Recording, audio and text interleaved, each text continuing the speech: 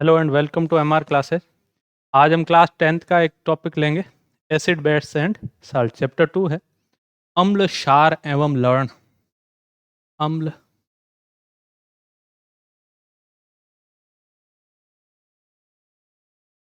क्षार और लवण। अपने चैप्टर 2 है, 10th क्लास का इंपॉर्टेंट टॉपिक है, बार बार क्वेश्चन आते रहते हैं इससे। तो पहला टॉपिक ही अपन ये ले रहे हैं कि अम्ल यानी एसिड क्या होते हैं। What is the meaning of acid? अम्ल क्या होते हैं? तो सामान्यतः अम्ल का मतलब छोटी क्लासों में अपन ने पढ़ा है। अम्ल मतलब जो स्वाद में खट्टे होते हैं उन्हें क्या कहा जाता है? अम्ल कहा जाता है। पर अब वो परिभाषा अपन ले नहीं सकते। अब मतलब होता है जो जलीय विलयन में यानी एक्वस सॉल्यूशन में H+ आयंस देते हैं उन्हें क्या कहेंगे? अम्ल कहेंगे। तो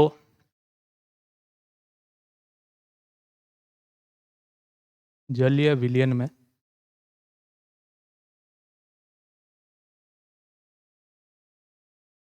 H+ आयन मुक्त करने वाले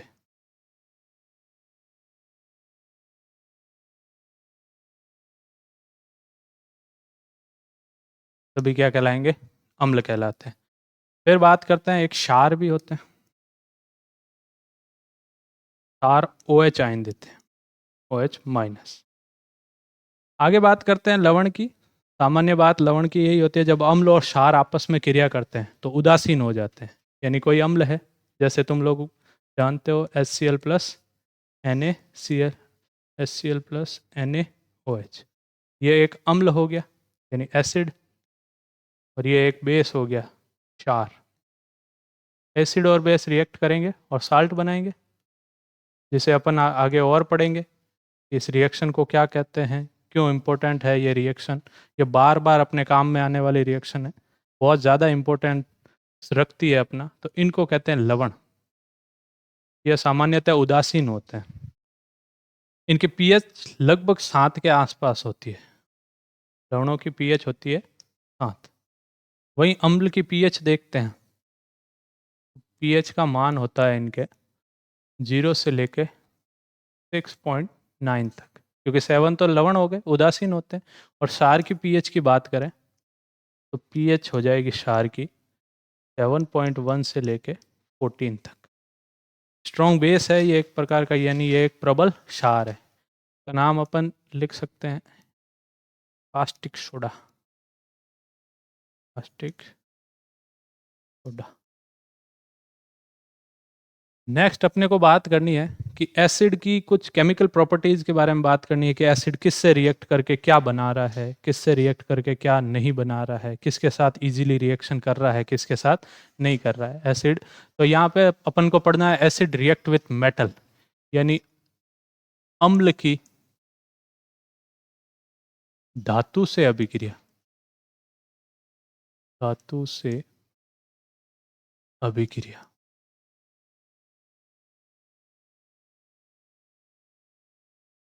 अम्ल जब धातु से अभिक्रिया करेगा तो उत्पाद के रूप में क्या क्या बनाता है वो बहुत महत्वपूर्ण है। जैसे अपन एक एनसीईआरटी का ही डायग्राम है, एक्सपेरिमेंट किया अपन ने।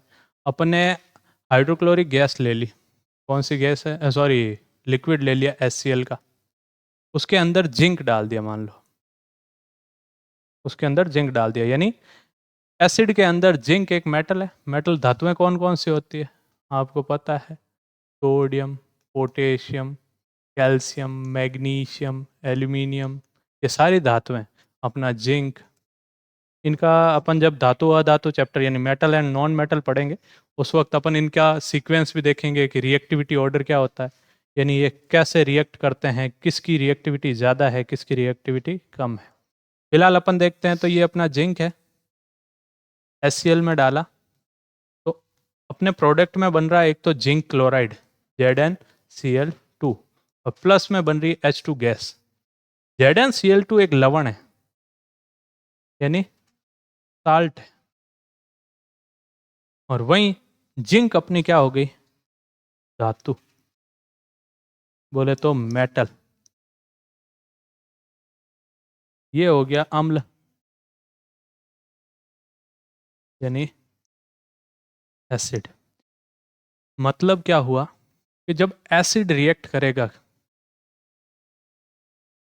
एसिड रिएक्ट करेगा मेटल से, यानी अम्ल प्लस धातु, तो उत्पाद के रूप में जो बनने वाला है वो है साल्ट प्लस H2O, यानी लवण साथ में अपना जल, पानी निकल जाएगा। अपन ने करा रखी है बहुत सी रिएक्शंस। इसी अभिक्रिया को अपन विस्थापन यानी डिस्प्लेसमेंट रिएक्शन का एग्जाम्पल भी ले सकते हैं। एग्जाम्पल के लिए जैसे मान लो अपन ने HCl लिया, अंदर अपन सोडियम डालेंगे, तो सोडियम क्या करेगा, हाइड्रोजन को डिस्प्लेस कर देगा यानी विस्थापित कर देगा, यानी अपने पास प्रोडक्ट क्या बनेगा, NaCl, और साथ में बाई प्रोडक्ट H2। यहाँ पे H2 गैस बनेगी है ना, न कि H2O। H2 गैस बन गई, ये गैस फॉर्म में है। बहुत से बच्चों को ये ध्यान रखना चाहिए, ये लिबरेट हो जाएगी, गैस क्या हो जाएगी, बाहर निकल जाएगी। और एग्जाम्पल देख सकते हैं, जैसे मान लो H2SO4 सल्फ्यूरिक एसिड। बहुत से बच्चों को अभी तक सल्फ्यूरिक एसिड का फॉर्मूला ही नहीं पता है, ठीक है। तो H2SO4 आपकी गलती नहीं है, 12th के बच्चों को भी नहीं आता है, क्योंकि बेसिक पे ध्यान देते नहीं है तो नहीं आता है। कुछ बच्चों को आता है H2SO4। इसके अंदर अपन जिंक डाल देते हैं तो बनेगा zinc ZnSO4 plus H2 gas. अब देखो रिएक्शन बैलेंस भी नहीं है, अपने को जब भी एग्जाम में कोई भी रिएक्शन लिखनी है तो बैलेंस करते हुए लिखेंगे। यहाँ हाइड्रोजन 2 लगा दो, यहाँ 2 लगा दिया, 2, 2 को थोड़ा अच्छा लिख देते, ये लो 2। यहाँ हाइड्रोजन एकदम बैलेंस है, सल्फेट बने, इसको जिंक को बैलेंस करने की जरूरत है नहीं, क्योंकि बैलेंस ही है रिएक्शन पहले से। अब आगे अपन और देख सकते हैं, जैसे नाइट्रिक एसिड वगैरह से भी रिएक्शन करवा सकते हैं, पर जनरली नाइट्रिक एसिड से इजीली रिएक्शन हो नहीं पाती। नेक्स्ट अपन देखेंगे, नेक्स्ट होता है कार्बोनेट। दो तरह के कार्बोनेट होते हैं, एक तो धातु कार्बोनेट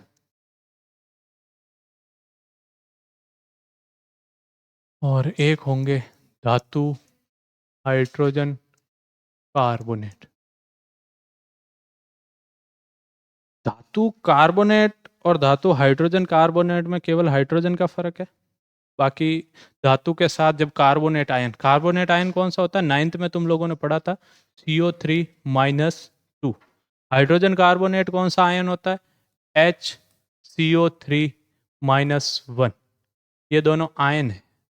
जब इनके साथ सोडियम आ गया मान लो, तो ये क्या बन गया, सोडियम Na2CO3, ये हो गया सोडियम कार्बोनेट।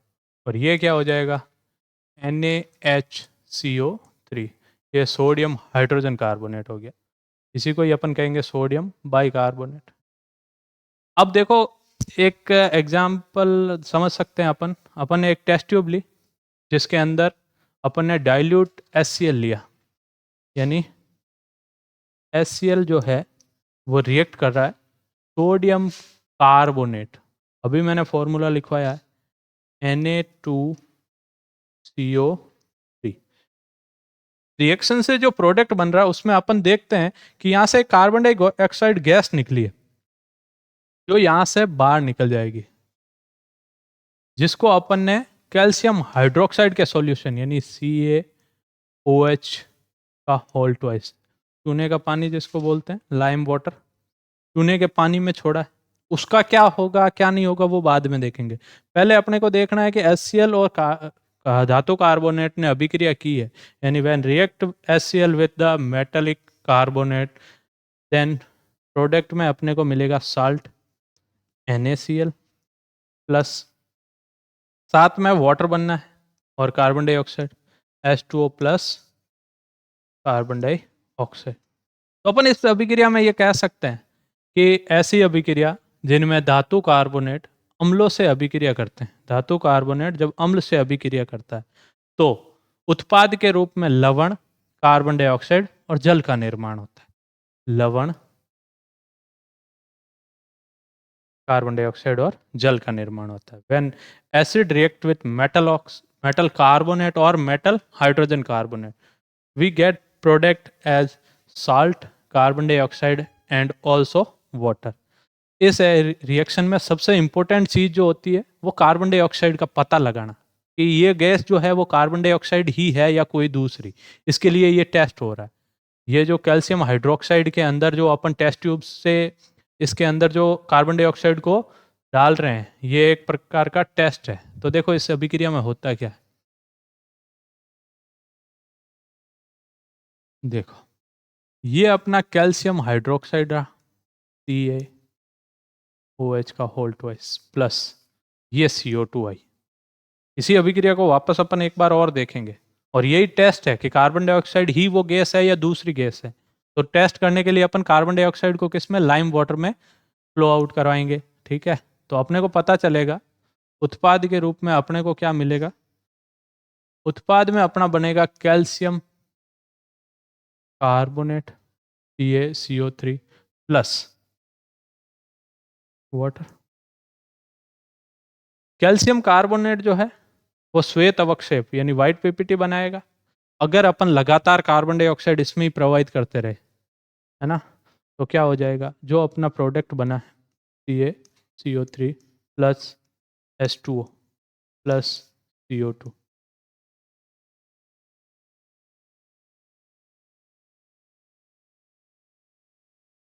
तो कैल्शियम हाइड्रोजन कार्बोनेट बन जाएगा जो कि जल में घुलनशील हो जाएगा।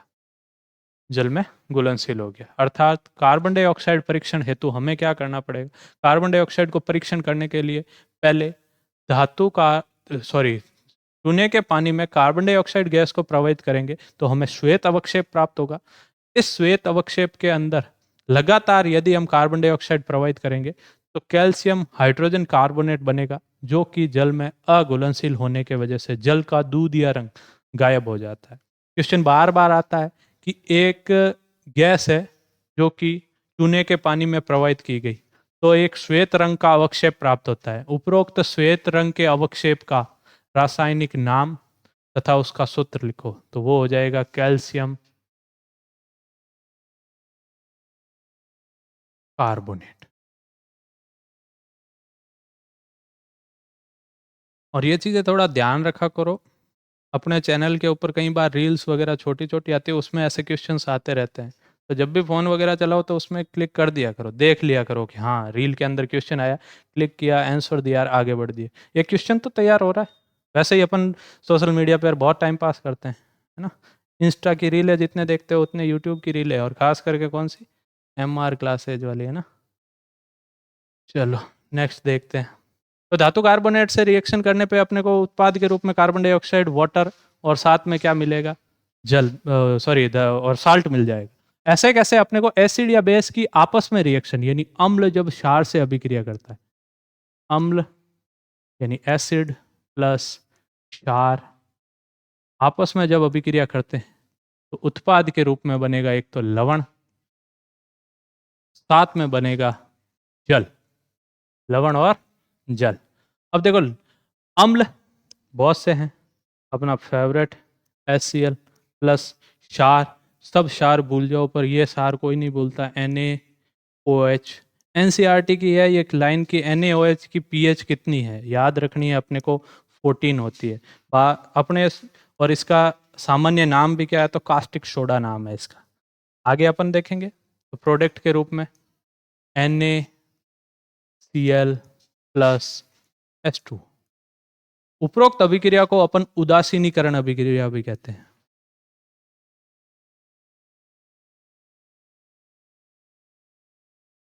करण अभिक्रिया, this reaction is also known as neutralization reaction.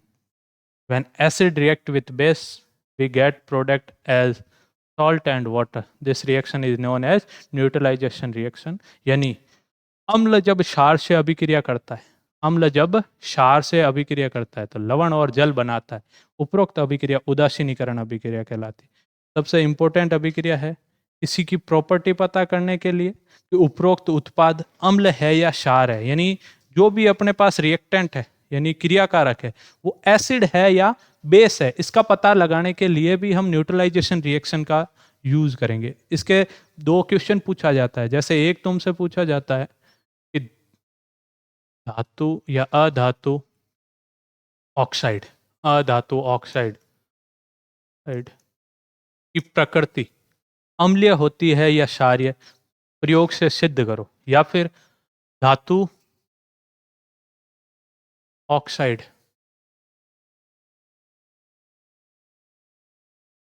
धातु ऑक्साइड की प्रकृति अम्लीय होती है या क्षारीय।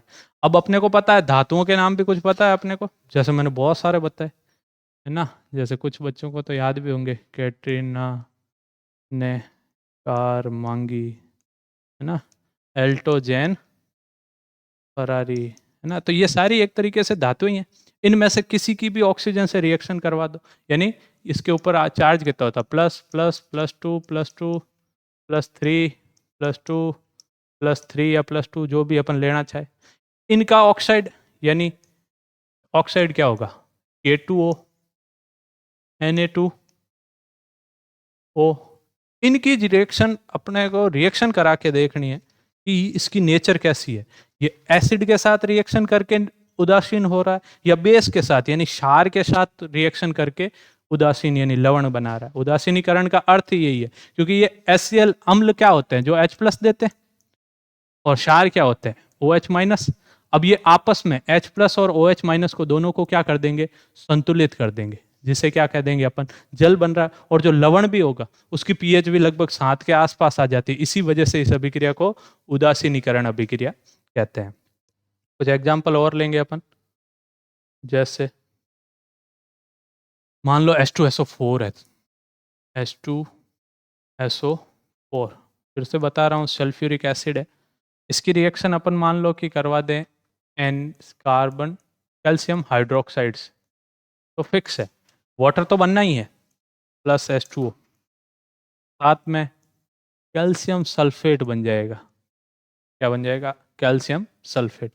अब इस अभिक्रिया को उदासीनीकरण अभिक्रिया, पहले चैप्टर में तुम लोगों ने टाइप्स ऑफ रिएक्शंस देखी है, तो ये एक तरह की द्विविस्थापन यानी डबल डिस्प्लेसमेंट द्विविस्थापन, ये एक प्रकार की द्विविस्थापन अभिक्रिया है। यानी यदि क्रियाकारकों के आयन आपस में आदान प्रदान हो जाए, यानी रिएक्टेंट्स के जो आयन्स है वो इंटरचेंज हो जाए, इसका आयन, इसका हाइड्रोजन आयन इसके साथ आ गया, इसका कैल्शियम आयन इसके साथ चला गया, ये एक प्रकार की कैसी अभिक्रिया है, द्विविस्थापन अभिक्रिया का भी उदाहरण है। अब जो अपन ने अभी उदासीनीकरण अभिक्रिया समझी है, उसी का ही एक बेस्ट एग्जाम्पल या उसी चीज से अपन समझ सकते हैं इस चीज को, कि reaction of metallic oxide with acid, यानी हिंदी मीडियम के लिए धातु ऑक्साइड, धातु ऑक्साइड की अम्ल से अभिक्रिया। ये क्वेश्चन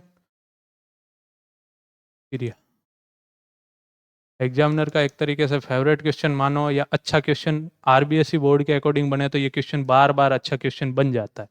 इसमें क्या कह रहा है, धातु का ऑक्साइड, तो तुम्हें पता है कि सर Na2O प्लस, ये अपना कोई भी एक धातु ऑक्साइड हो गया, इसका नाम बोलेंगे तो क्या बोलेंगे, सोडियम, सोडियम ऑक्साइड हो गया। अब इसकी अभिक्रिया अम्ल से करवानी है, अम्ल तुम्हारी मर्जी हो जो लो, मैं तो HCl ले रहा हूँ, तुम चाहो तो H2SO4 ले लो, प्रोडक्ट बनाएंगे अपन। वापस देखो, प्रोडक्ट में बन रहा है NaCl plus NaCl plus H2O, NaCl plus H2O। इसका मतलब ये तो मेरा अम्ल था, शुरू से मेरे को पता था, that's mean it is a acid, but मेरे को इसकी नेचर नहीं पता थी, मैंने इसको एक अम्ल से अभिक्रिया करवाई, मेरे को उत्पाद में लवण, लवण बोले तो सॉल्ट मिल रहा है, क्या मिल रहा है, साल्ट, और साथ में वाटर मिल रहा है। इसका मतलब क्या हुआ इसका सीधा सा मतलब यही है कि यह एक उदासीनीकरण अभिक्रिया है। This reaction is also known as the neutralisation reaction. इसका मतलब क्या हुआ कि जो अपना सब्सटेंट है वो यहाँ पे अपनी क्षारीय प्रकृति दर्शा रहा है, क्षारीय प्रकृति दर्शा रहा है। दैट्स मीन ये एक प्रकार का क्षार माना जा सकता है, या क्षारक यानी बेश माना जा सकता है। मतलब जब भी धातु ऑक्साइड की अभिक्रिया, जब धातु ऑक्साइड की अभिक्रिया अम्ल से करवाई जाती है तो लवण तथा जल प्राप्त होता है। उपरोक्त अभिक्रिया से स्पष्ट होता है, उपरोक्त अभिक्रिया से स्पष्ट होता है कि धात्विक ऑक्साइड क्षारीय प्रकृति के होते हैं। क्वेश्चन आता है बार बार कि explain about the nature of metallic oxide, यानी धात्विक ऑक्साइड की प्रकृति को समझिए कि वो अम्लीय प्रकृति का है या क्षारीय प्रकृति का है। तो अपने को क्या करना है, उसको अम्ल से अभिक्रिया करवा देंगे। अम्ल से अभिक्रिया करवाई तो लवण और जल मिल रहा है, लवण और जल। बात इतनी सी और कह देंगे कि सर यही तो उदासीनीकरण अभिक्रिया है। इससे स्पष्ट होता है, इससे स्पष्ट एकदम क्रिस्टल क्लियर कि सर ये क्या हो गया, एक प्रकार का क्षारीय पदार्थ हो गया। जैसे एक एग्जाम्पल और ले लेते हैं, कैल्शियम ऑक्साइड CaO, इसकी अभिक्रिया H2SO4 से करवा दो तो तुम्हारा कैल्शियम सल्फेट बन जाएगा और साथ में क्या बन जाएगा, वाटर। बहुत सी रिएक्शंस बैलेंस नहीं है, जैसे ये बैलेंस नहीं है, अभी कर दी, ये रिएक्शन बैलेंस है ना। तो रिएक्शन खुद से बैलेंस करते रहो साथ में, और रिएक्शन बैलेंस के लिए क्लास लगा देंगे, बट एक बार उस चीज को बार बार बार बार जब भी रिएक्शन देखो, केमिस्ट्री का एक ही रूल है, केमिस्ट्री में नंबर लाने हैं तो एक ही चीज कि सर 4 चैप्टर है हमारे, 4 में जितनी भी अभिक्रियाएं आएगी चारों में सारी के सारी रिएक्शन बैलेंस करके लिखेंगे। बैलेंस करके लिख दी कोई नंबर नहीं काटेगा, वरना बैलेंस करके नहीं लिखोगे, एग्जामिनर का मन किया तो वो नंबर काट लेगा। नेक्स्ट रिएक्शन है non metallic oxide react with base, यानी हिंदी मीडियम के लिए अधात्विक ऑक्साइड, अधात्विक ऑक्साइड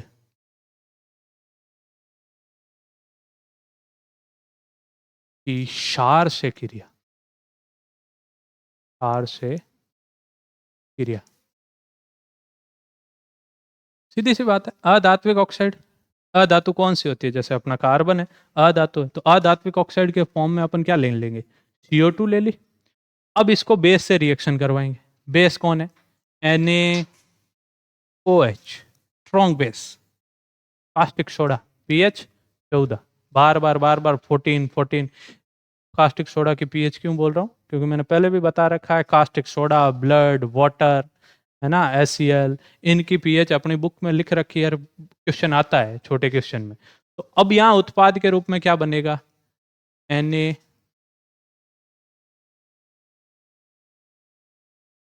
एक सेकेंड है ना, इसको अपन कैल्शियम हाइड्रोक्साइड ले लेते हैं, है ना, कैल्शियम हाइड्रोक्साइड। ये रिएक्शन देखी देखी लग रही होगी। अब तुम उत्पाद बना सकते हो कि सर कैल्शियम हाइड्रोक्साइड यानी चूने का पानी, देखा है ना, चूने का पानी, कड़ी है ना, मारवाड़ी में अपन बोलते हैं ना कड़ी करूँ, घर पे कलर वगैरह करते हैं ना, पुताई, जो अभी वाली नहीं, पहले पहले पुताई करते थे, उसको क्या कहते थे, चूने का पानी। चूने का पानी यानी लाइम वाटर के अंदर क्या डाली अपन ने, कार्बन डाइऑक्साइड, तो प्रोडक्ट में क्या बना, calcium carbonate plus H2, calcium carbonate plus H2। अब कैल्शियम कार्बोनेट एक प्रकार का लवण है, जैसा अभी पढ़ा था अपन ने, कौन सा है, धात्विक धातु कार्बोनेट, और ये क्या बन गया, जल। इस अभिक्रिया से भी स्पष्ट होता है कि कार्बन डाइऑक्साइड की प्रकृति कैसी होती है, अम्लीय, क्योंकि हमने एक बेस से रिएक्शन करवाया किसी सब्सटेंट से, तो अपने को उत्पाद के रूप में अगर ये पता चल रहा है कि अभिक्रिया उदासीनीकरण अभिक्रिया है, तो क्षार किससे अभिक्रिया करेगा, तो उदासीनीकरण अभिक्रिया दर्शाएगा अम्ल से। तो उपरोक्त अभिक्रिया में जो अपना कार्बन डाइऑक्साइड है वो अम्लीय प्रकृति की होती है।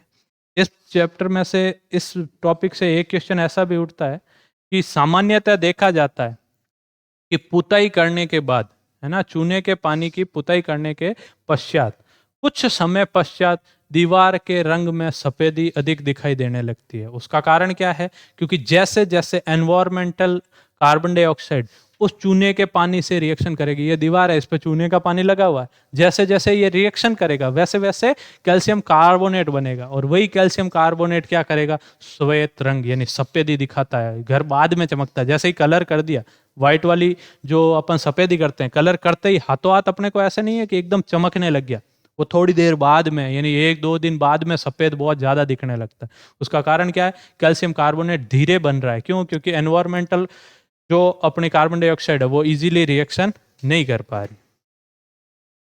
Next, pH. पीएच पे छोटा क्वेश्चन आ जाता है कई बार। पहली बात तो पीएच होती क्या है? पीएच होती है H प्लस आयन यानी H प्लस आयंस की सांद्रता। ये केवल और केवल H प्लस आयन की सांद्रता पर आधारित है। पीएच स्केल कहो या पीएच, किस पे आधारित है? H प्लस आयन की सांद्रता। जैसे जैसे H प्लस आयन की सांद्रता घटती है, H प्लस आयन की सांद्रता घटती है, पीएच का नंबर जो है वो बढ़ता है। इसका मतलब किसी की पीएच अगर जीरो है, किसी की पीएच जीरो है, तो वहां पे हाइड्रोजन आयन की सांद्रता अधिकतम है। पीएच जीरो तो देखो हाइड्रोजन आयन की सांद्रता अधिकतम।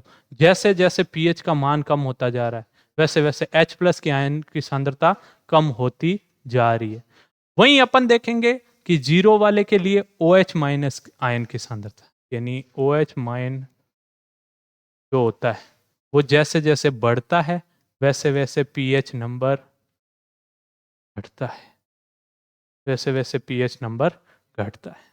जैसे यहाँ पे सॉरी घटता है ना, सिंबल उल्टा लग गया, पीएच बढ़ता है जैसे जैसे OH माइनस, इधर जीरो था, OH है ही नहीं, एक तरीके से गायब है, फिर धीरे धीरे धीरे धीरे OH बढ़ने लगा, तो अपना पीएच नंबर भी यहाँ जीरो है, फिर 1 आया होगा, फिर 2 आया होगा, फिर 3 आया होगा, 4 आया होगा, 5 आया होगा, 6 आया होगा, 8 आया होगा, 9, 10, 11, 12, 13, 14 तक आएगा। तो पीएच क्या हो रहा है? बढ़ रहा है। कैसे? जैसे जैसे OH की सांद्रता बढ़ती जा रही है।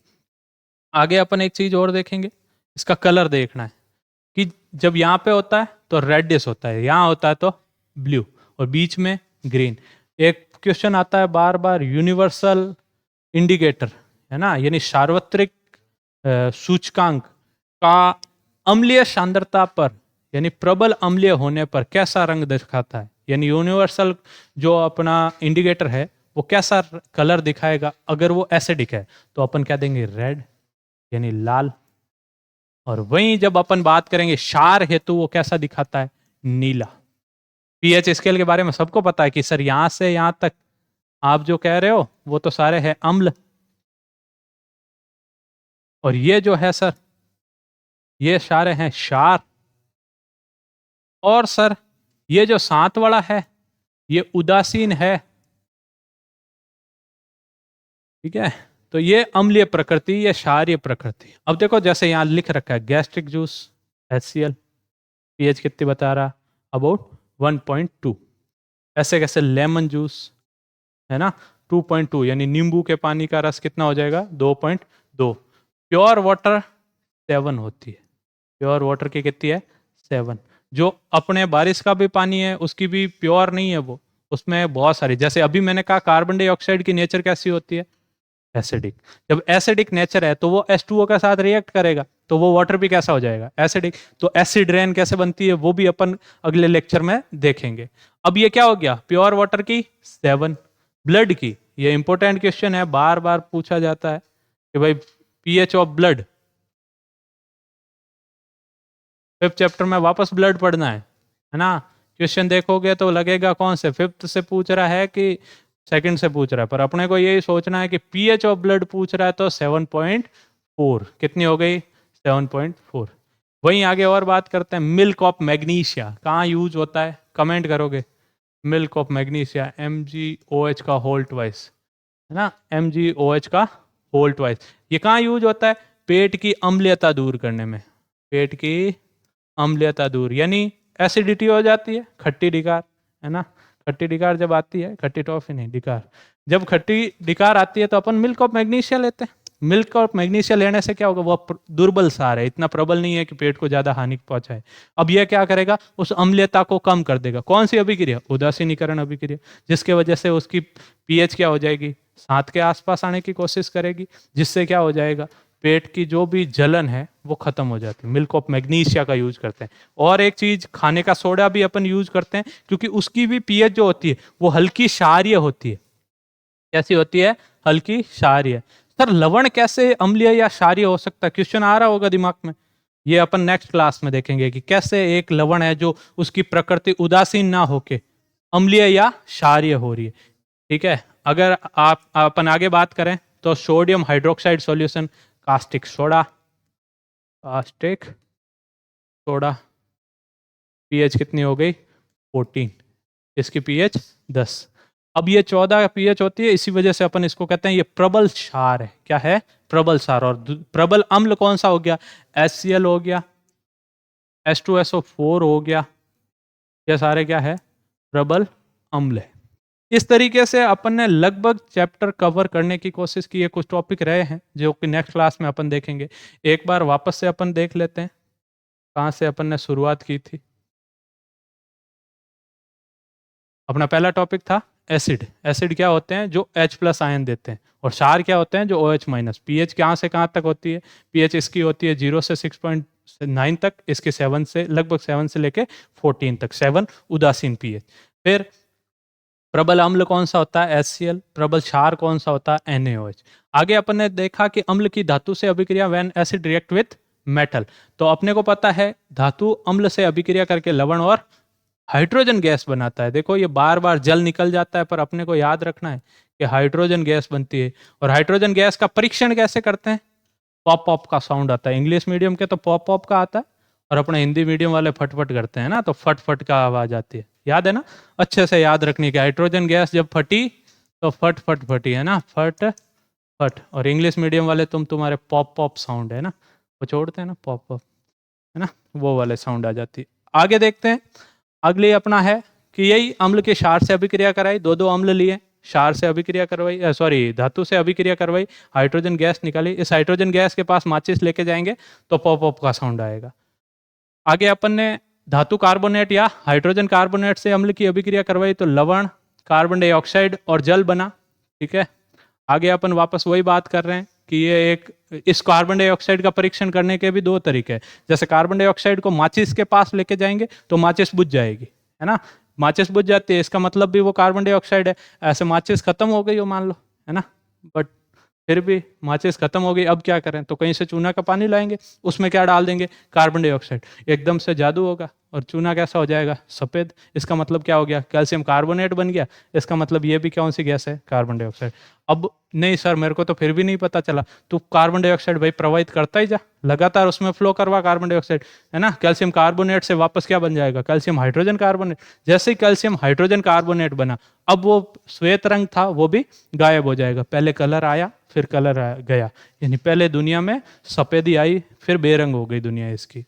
तो उसके बाद पता चल जाना चाहिए कि कार्बन डाइऑक्साइड है, फिर ऐसे ज्यादा पीछे नहीं पड़ जाते हैं कि नहीं कार्बन डाइऑक्साइड कैसे है, बताओ बताओ। फिर अम्ल और क्षार की अभिक्रिया, उदासीनीकरण अभिक्रिया, बार बार कह चुके हैं, इंपोर्टेंट अभिक्रिया है। ठीक है, और आगे इस अभिक्रिया को लिखवाया, द्विविस्थापन का उदाहरण हो सकती है मेटेलिक ऑक्साइड। उदासीनीकरण अभिक्रिया से ही हमने समझाया कि मेटेलिक अभिक्रिया, मेटेलिक ऑक्साइड कैसे कर रहा है और अधात्विक ऑक्साइड भी कैसे कर रहा है। फिर पीएच स्केल के बारे में बात की कि हाइड्रोजन आयन से कैसे फर्क पड़ता है और OH आयन से कैसे फर्क पड़ता है। और लास्ट एंड फाइनल अपन ने कलर देखा कि लाल कलर जो होता है वो अम्लों के लिए होता है, क्षार के लिए नीला कलर और उदासीन के लिए हरा कलर। और इसी को ही कहते हैं सार्वत्रिक, सार्वत्रिक यानी यूनिवर्सल सूचकांक, यानी इंडिकेटर। ठीक है, आज के लिए इतना ही। चैनल को लाइक करना है, कंप्लीट वीडियो देखा है तो थैंक यू, सब्सक्राइब करना है, थैंक यू।